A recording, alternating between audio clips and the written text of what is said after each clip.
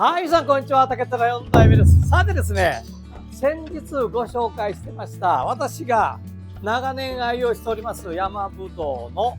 金網の手提げカゴバッグ、修理がいよいよ出来上がってきました。この持ちの部分ですけどね、最初はこの持ちがついてて、これをリングで止めるっていう形だったんですよ。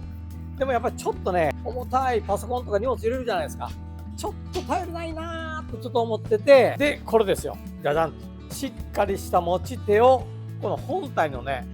縁にしっかりと取り付けてもらうことにしました。問題のですね底部分どうなったかと言いますと、じゃじゃん、結構大きな穴が開いてました。これしっかりとですね新しい山ぶどうのひごで補強していただいてます。この縁なんかもですね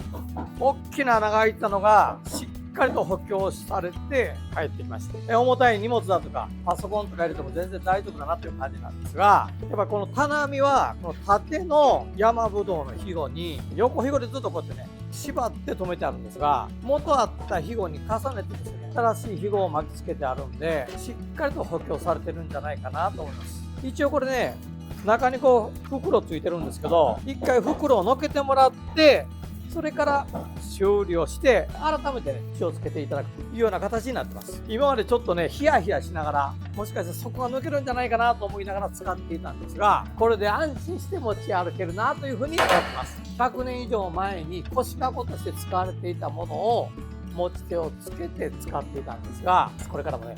ずっと末永く愛用していきたいなというふうに思ってます。ノーマップノーライフ。最後まで動画をご覧いただいてありがとうございます。グッドボタン、チャンネル登録よろしくお願いいたします。